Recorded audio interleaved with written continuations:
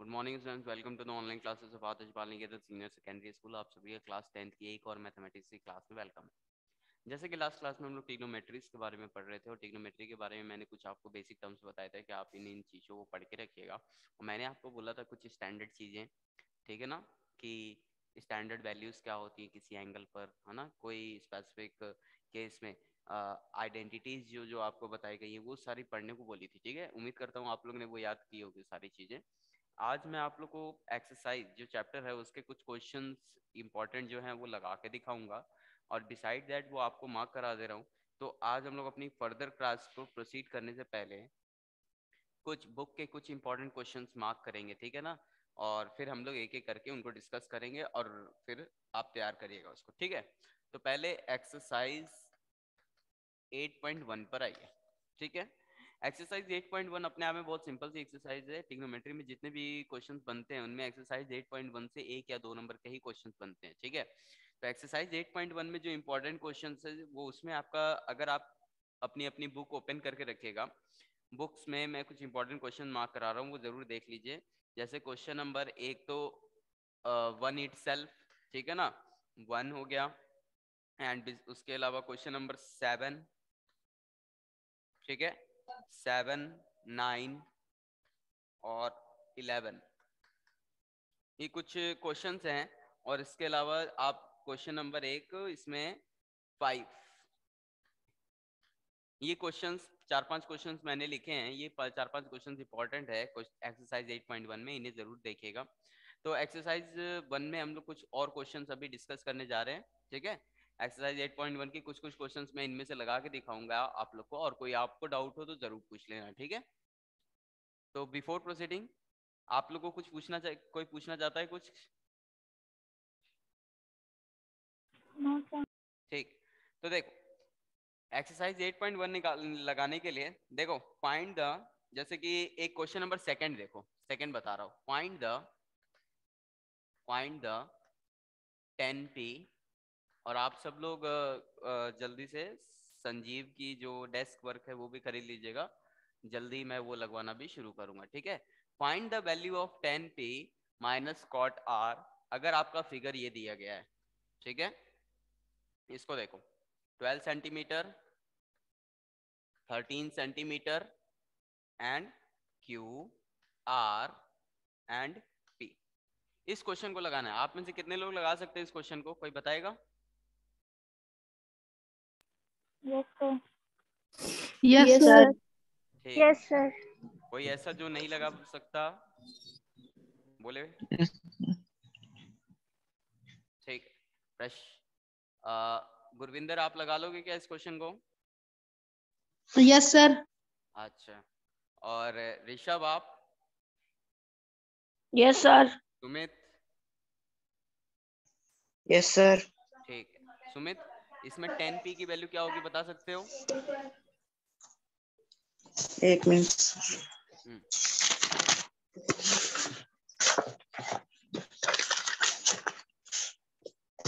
और विक्रम?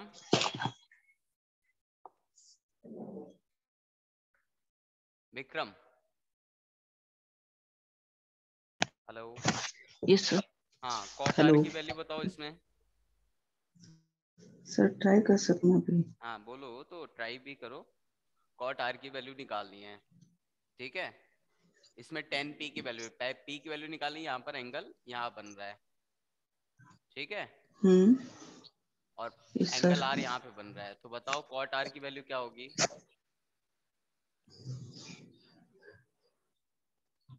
देखिए, एंगल के सामने वाला हमेशा परपेंडिकुलर कहलाता है। अगर हम यहाँ से देख रहे हैं तो एंगल के सामने परपेंडिकुलर ये कहलाएगा। ठीक है, और इसके सामने से देखेंगे तो परपेंडिकुलर ये कहलाएगा। ठीक है, जब हम यहाँ से देख रहे हैं अगर ये परपेंडिकुलर है तो ये बेस और ये हाइपोटेनस होगी। ठीक है, और 10 हमारा क्या होता है? Perpendicular upon base. तो एंगल के सामने परपेंडिकुलर 12 सेंटीमीटर, एंड बेस कितना है हमें पता है क्या? नहीं पता ना? सर 5। 5 है, वो तो निकल आएगा क्यू आर। ठीक है ना, हालांकि राइट एंगल ट्राइंगल है। ठीक है ना, राइट एंगल ट्राइंगल है तो 12 का स्क्वायर माइनस 13 का स्क्वायर, किस वजह से? पाइथागोरस थ्योरम से, ठीक है ना। हमेशा सॉरी 13 का स्क्वायर माइनस 12 स्क्वायर हो जाएगा, है ना, पाइथागोरस थ्योरम से। पाइथागोरस थ्योरम आप जानते हैं, पाइथागोरस में क्या होता है, हाइपोटेनस का स्क्वायर माइनस परपेंडिकुलर का स्क्वायर। हाइपोटेनस का स्क्वायर 13 का स्क्वायर 169 एंड 12 का स्क्वायर 144। इन दोनों को माइनस करेंगे आएगा 25, ठीक है, 25 आ जाएगा और 25 का स्क्वायर रूट निकाल देंगे तो क्या आ जाएगा 5। ये आ गया 5 सेंटीमीटर, यानी कि क्यू आर की वैल्यू कितनी है 5 सेंटीमीटर, हो गया। 10p की वैल्यू आ गई। अब कॉट आर की वैल्यू क्या होगी, कॉट आर की एंगल आर हमारा देखिए ये p के सामने परपेंडिकुलर ये है, ठीक है, परपेंडिकुलर। तो एक चीज इसमें थोड़ा सा चेंज करना पड़ेगा कि ये जो हम लोग ने निकाला है वो p के लिए निकालना था, हम लोग ने r के लिए निकाल दिया है। तो देखो कोई वैसी बात नहीं है, एंगल के सामने परपेंडिकुलर ये रहेगा 5 centimetre upon base 12 centimetre, okay. And इधर देखो कॉट आर एंगल के सामने परपेंडिकुलर ये रहेगा, लेकिन कॉट हमारा क्या होता है बेस अपॉन परपेंडिकुलर, एंगल के सामने परपेंडिकुलर ये, बेस ये, है ना। तो 5 अपॉन 12 सेंटीमीटर, 5 अपॉन 12, ठीक है ना। समझ पा रहे होगे, एंगल के सामने परपेंडिकुलर ये रहा, बेस ये रहा, हाइपोटेनस ये रहा। कॉट हमारा क्या होता है बेस अपॉन परपेंडिकुलर, तो बेस हमारा ये हो जाएगा, परपेंडिकुलर ये हो जाएगा, ठीक है ना। लेकिन यहाँ से देखोगे तो ये परपेंडिकुलर है ये बेस है, तो परपेंडिकुलर अपॉन बेस होता है हमारा 10। यहाँ तक समझ में आया? Yes sir. Yes sir. किसी को नहीं आया हो यस तो सर।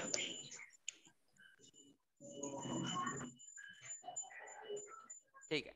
अब इन दोनों वैल्यूज को उठा के यहाँ पर रख देंगे हम लोग, ठीक है ना, 10p माइनस कॉट आर में, और फिर सॉल्व कर देंगे फर्दर, ठीक है ना। बस ये दोनों 5/12 यहाँ रख देंगे एंड 5/12 यहाँ रख देंगे, 5/12 यहाँ रख देंगे, और दोनों को सब्ट्रैक्ट कर देंगे, आंसर 0 आ जाएगा।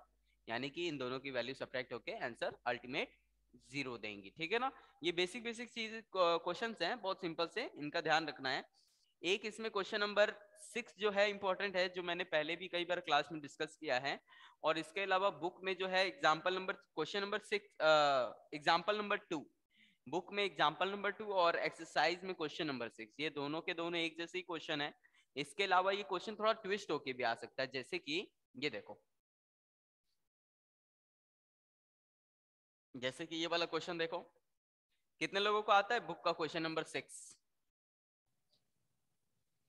Yes sir. Yes sir. ठीक, सर मुझे भी आता है। देखो मेरा हमारा ये जो है एग्जाम्पल नंबर 2 या क्वेश्चन नंबर 6, ठीक है ना। इसके अलावा ये क्वेश्चन थोड़ा ट्विस्ट होके भी आ सकता है। कैसे आ सकता है, जैसे कि आपको अगर दे दे इफ, जैसे कि मैं लिख रहा हूं इफ एंगल ए, आपको ये जो क्वेश्चन लिख रहा हूं ना, आप लोग घर पे ट्राई करना आज, ठीक है। If angle A and angle B are acute angles,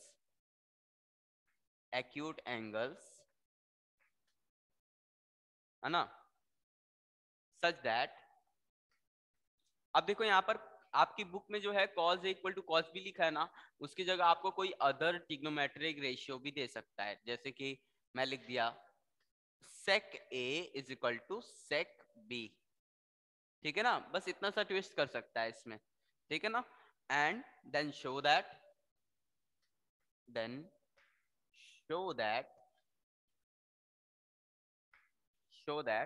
angle A = angle B।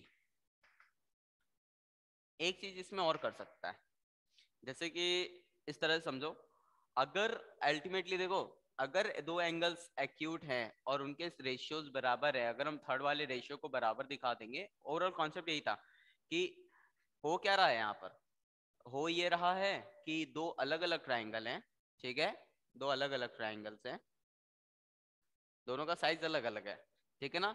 अगर एंगल ए यहाँ पर बन रहा है और एंगल बी यहाँ पर बन रहा है, ठीक है। अब ध्यान देना, एंगल ए और बी दोनों के दोनों एक्यूट एंगल है। अगर मैं कह दूं सेक ए सेक बी के बराबर है, तो इनकी कोई दो साइड्स का रेशियो इनके दो साइड्स के रेशियो के बराबर होगा, ठीक है ना। एंगल के सामने परपेंडिकुलर, बेस अपन हाइपोटेनस, हाइपोटेनस अपन बेस, इन दो साइड्स का रेशियो इन दो साइड्स के रेशियो के बराबर होगा, ठीक है।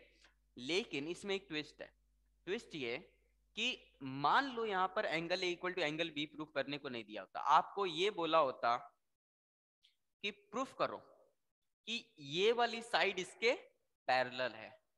ठीक है, अब एक बात बताओ, अगर आपको ट्रायंगल का थोड़ा बहुत नॉलेज है तो आप ये समझ पा रहे हो कि ये ट्रायंगल एक जैसे हैं ही, सिमिलर। अगर आप इन दोनों ट्रायंगल्स को सिमिलर प्रूफ करोगे तो इनके कॉरस्पॉन्डिंग साइड्स का रेशियो बराबर होगा, कॉरस्पॉन्डिंग एंगल्स बराबर होंगे, और अगर एंगल्स बराबर होंगे तो साइड्स भी आपस में पैरेलल होंगी ना, क्योंकि यही प्रूफ करते थे। जो सिमिलैरिटी का चैप्टर था उसमें यही था, अगर कोई ट्रायंगल रहता है उसमें आप कोई पैरेलल लाइन ड्रॉ करोगे तो दोनों के दोनों ट्रायंगल्स क्या बनते हैं, सिमिलर बनते हैं। तो इसी तरह ये दो सिमिलर है तो इनकी साइड्स, ये वाली साइड्स भी आपस में पैरेलल होंगे। तो कई बार आपको angle equal to angle B ना लिख के ये लिख सकता है prove that this side is parallel to this one, ठीक है ना, या फिर लिख सकता है either of the sides are parallel, ऐसे भी लिख सकता है। ठीक है ना, फिलहाल के लिए हम इसी क्वेश्चन को डिस्कस करेंगे। आपकी बुक में एग्जांपल नंबर 2 है ही, 6 मैंने करवाया ही है। आज 6 की मदद से ही मैंने बस कॉस की जगह सेक कर दिया है और आज इसे लगा के दिखाऊंगा। बहुत 3 या 4 छोटे छोटे स्टेप्स में आराम से हो जाएगा ये सवाल। ठीक है, ध्यान देना कैसे होगा, और कोई स्टेप में नहीं आए तो तुरंत पूछ लीजिएगा। ठीक है, पहले तो क्या करो, इसमें 2 ट्रायंगल्स बना लो जो हमें चाहिए। एक ये वाला ट्रायंगल बना लो, ठीक है, और एक थोड़ा सा लार्ज साइज का बना लो। बना लिया, इसमें एंगल ए इधर बना लो, इसमें एंगल बी इधर बना लो। इसका नाम दे दो A P Q and B X Y, ऐसे नाम दे दिया ना, नेमिंग कर दिया अपने। अब देखो हमारा प्रूफ करने का क्या प्रोसेस होता है, 3 चीजें आपको ध्यान रखना है। पहले गिवन लिखना है, टू प्रूव लिखना है, फिर प्रूफ करना है। इन सब पर भी नंबर होता है, ठीक है ना। तो गिवन कैसे लिखेंगे, गिवन हमें क्या क्या दिया है कि ए और बी एक्यूट एंगल है ना, और दूसरा क्या दिया है, सेक ए सेक बी के बराबर है। Given angle A and angle B are acute angles, ठीक है। ए एंड बी आर क्या है, एक्यूट एंगल्स है, दोनों के दोनों, ठीक है। इसके बाद हमें क्या प्रूफ करना है, दोनों के दोनों एक्यूट एंगल है और सेक ए, सारी दुनिया तो हट दे असल, म्यूट रखे अपना माइक।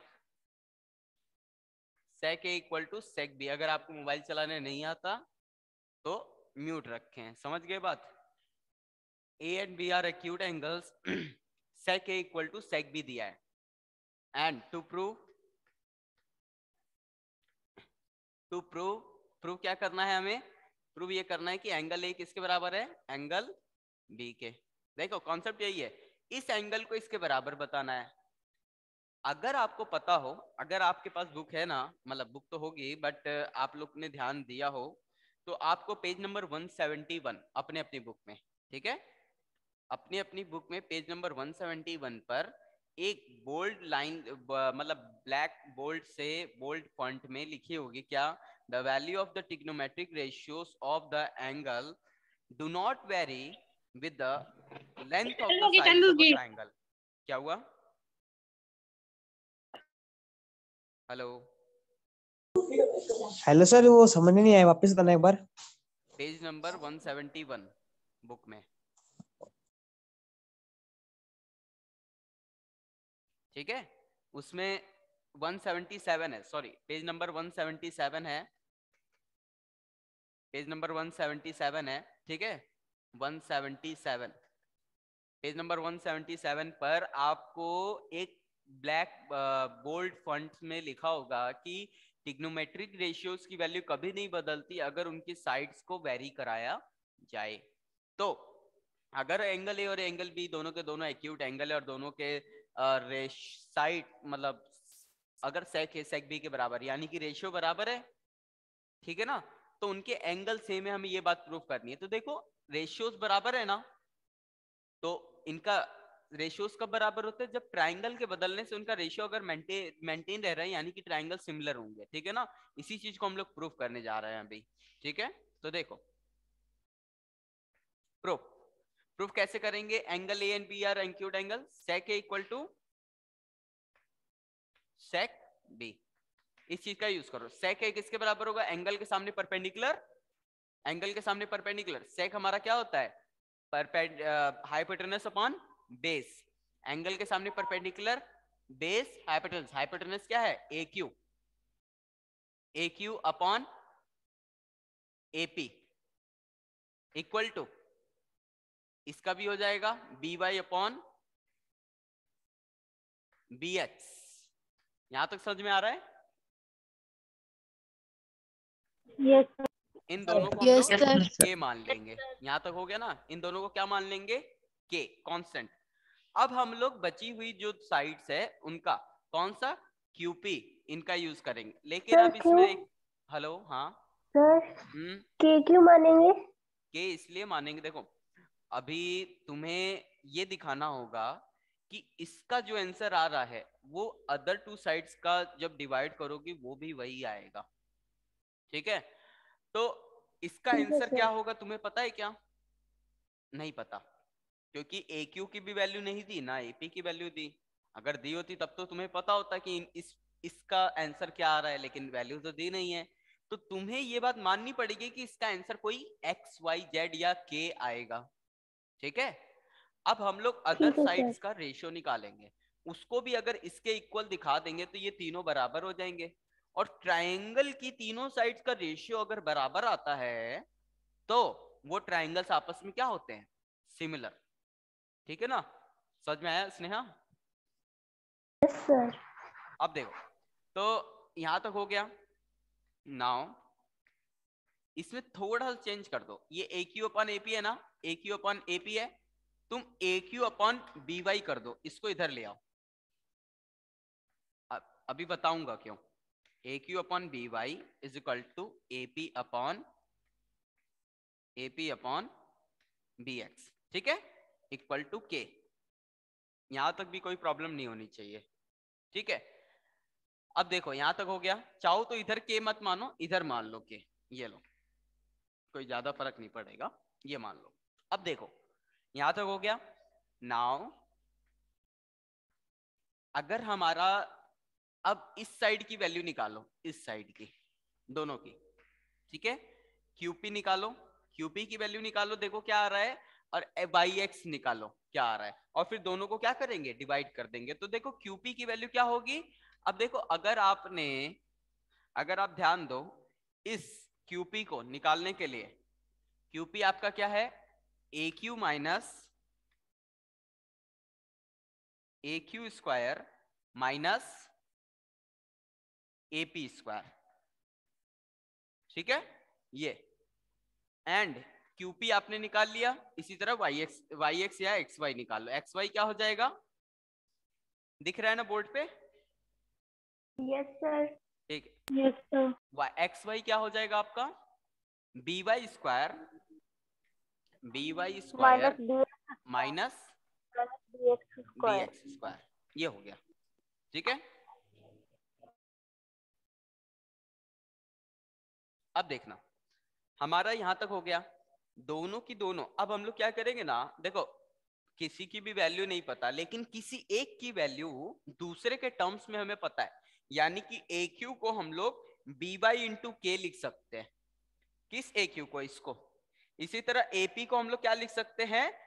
के इंटू बी एक्स। तो लिख दो क्यूपी इज इक्वल टू के इंटू क्या लिख दोगे? बी वाई का होल स्क्वायर माइनस एपी को क्या लिख दोगे? के इंटू बी एक्स का होल स्क्वायर। लिख दिया ना? नहीं समझ में आ रहा है ना यहाँ तक? किसी को पूछना है यहाँ पर? Yes sir. बोलो। No sir. ठीक, अब ये वाला आ गया ना, इसको थोड़ा सा और सिंप्लीफाई करेंगे। अब देखो ये दिस इंटू दिस है ना, तो के square into this square minus के स्क्वायर इंटू दिस स्क्वायर। तो के स्क्वायर दोनों में से क्या आ जाएगा? कॉमन आ जाएगा। तो हमारा ये क्या हो जाएगा? Under root of k square b y square minus B x square. समझ में आ रहा है क्या? Yes sir. सर। ठीक है ना? अब यस सर। अब गौर करना, इस रिजल्ट को क्यूपी को एक्स वाई से डिवाइड कर दो, यानी क्यूपी अपॉन क्या कर दो? X y. तो ये पूरा का पूरा रिजल्ट इसके नीचे आ जाएगा, B y square minus B x square. हो गया ना? जब इसको सॉल्व करोगे तो के स्क्वायर जो है बाहर आ जाएगा। सबको समझ में आ रहा है ना कैसे बाहर आएगा, करके बताऊं? Yes, sir. Yes sir. कोई Yes, ऐसा sir. जो जानना चाहता है तो वो बोले कि यहाँ से ये के स्क्वायर बाहर कैसे आएगा। कोई भी? सर बता दो। No sir.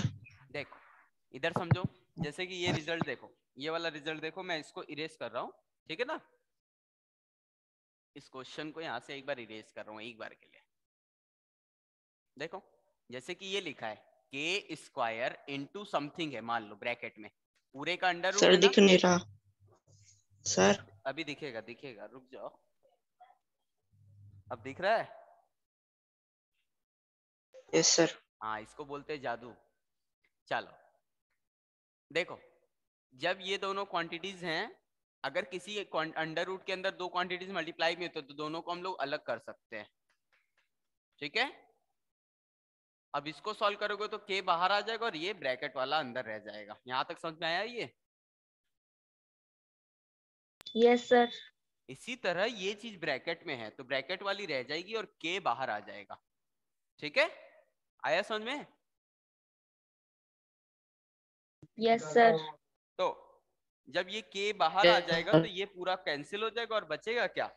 QP upon X Y is equal to K times of under root B Y का स्क्वायर माइनस बी एक्स का स्क्वायर अपॉन बी वाई का स्क्वायर माइनस बी एक्स का स्क्वायर, ठीक है। ये कैंसिल हो गया तो क्या आया? ये पूरी क्वांटिटी किसके बराबर आ गई?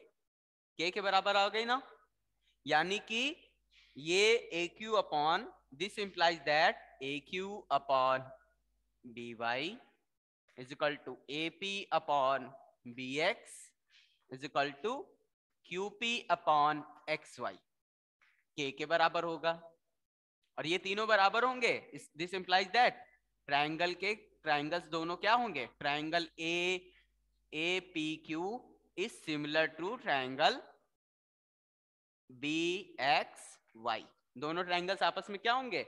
सिमिलर होंगे। अब दोनों ट्राइंगल सिमिलर होंगे तो क्या होगा? उनके एंगल्स और साइड्स का रेशियो, एंगल्स बराबर होंगे, ठीक है ना। This implies that angle A is equal to angle B. Sir ये सिमिलर साइड क्राइटेरिया से हुए ना? ये सिमिलर आपके साइड के रेशियोज के इक्वल होने से हुए हैं, ठीक है। यहाँ साइड बोलने से ज्यादा सही होगा, साइड्स के रेशियो बोलो आप, ठीक है ना। जी सर। हाँ, क्योंकि साइड तो फिर आप कॉन्ग्रुएंस में भी कर सकते हो। साइड के कॉरस्पॉन्डिंग जो रेशियोज हैं, साइड्स के रेशियोज इक्वल होने से ये ट्रायंगल सिमिलर हुए हैं, ठीक है ना। चाहो तो लिख सकते हो यहाँ पे by triple S criteria of similarity, ये मेंशन कर सकते हो, रेशियो भी ना लिख के, ठीक है ना। साइड ना लिख के ये लिख सकते हो triple S criteria of similarity, ना कि कॉन्ग्रुएंस, ठीक है ना। इससे फिर अंडरस्टूड हो जाएगा कि रेशियो निकाला गया है, ठीक है। Okay sir. यहाँ तक ये बहुत सिंपल सा क्वेश्चन है। तो एक काम और करना, मैं कुछ क्वेश्चन छोटे छोटे बता रहा हूँ आप लोग को, ये क्वेश्चन आप आज सॉल्व करिएगा एंड फिर हम लोग अपनी नेक्स्ट क्लास में मिलेंगे। आज की क्लास यही थोड़ी बहुत इश्यूज टेक्निकल थी, इनकी वजह से नहीं हो पाई सही से, लेकिन मैं कोशिश करूंगा जल्दी आपकी हेल्दी अच्छे ढंग से आपकी सारी क्लासेस चलें, ठीक है ना। आप भी थोड़ा सा मेहनत अच्छे से करिएगा। तो कुछ क्वेश्चंस बता रहा हूँ, ठीक है ना। बुक के कुछ इंपॉर्टेंट क्वेश्चन 8.1 एंड 8.2 के बोल रहा हूँ, उसे लगाइएगा आज सब लोग, ठीक है। तो 8.1 में कुछ इंपॉर्टेंट क्वेश्चन मैंने शुरू में मार्क करा है, वो करिएगा, ठीक है। इसके अलावा बुक में क्वेश्चन नंबर 10, ठीक है ना, 10, 9 ये सब बोला था, 8.1 का ये लगाना। और नेक्स्ट चीज जो है 8.2 में क्वेश्चन नंबर 1 का 4, 5, ठीक है, थर्ड एंड फोर्थ, ठीक है ना। क्वेश्चन फर्स्ट का 4 एंड 5 एंड थर्ड वाले and question number 3 and question number 4 जो कि ट्रू फॉल्स है, जस्टिफाई वाला, ठीक है ना। ये सब छोटे छोटे क्वेश्चन से जरूर लगाना आज, फिर हम लोग कल की क्लास में कंटिन्यू करेंगे नेक्स्ट अपनी, ठीक है। कुछ पूछना चाहता है कोई? No sir. और ये जो क्वेश्चन सर, बताए सर। ये जरूर प्रैक्टिस करिएगा, ठीक है। हाँ बोलो सर 8.1 में कौन से है वो एक बार फिर से बताना। 8.1 में शुरू में ये वीडियो का आज रिकॉर्डिंग किया है, इसको भेजूंगा तो इसमें देख लेना, फिर भी अभी फिर से बताते रहूं, लिख लो 8.1 में क्वेश्चन नंबर 1 तो आप ये देख लेना, 4th 7 9 10, ठीक है। और 6 वाला अभी बताया है मैंने सेक को लेकर, बुक में कॉस को लेकर किया है और एक साइन को लेके किया है। आप 10 को लेके ट्राई कर सकते हो, अलग अलग चीजें ट्राई करना तभी समझ में आएगा, ठीक है ना। बहुत सिंपल सा है, 3 से 4 स्टेप हैं इसमें इस सवाल में। और एक एग्जाम्पल नंबर 5 जरूर लगाना अपने बुक का, ठीक है। एग्जाम्पल नंबर 5, ठीक है ना। आज की क्लास के लिए इतना ही, जल्दी मिलेंगे नेक्स्ट क्लास में। गुड लक, अपना अपना ध्यान रखिए, स्वस्थ रहिए और अच्छे से पढ़ते रहिए।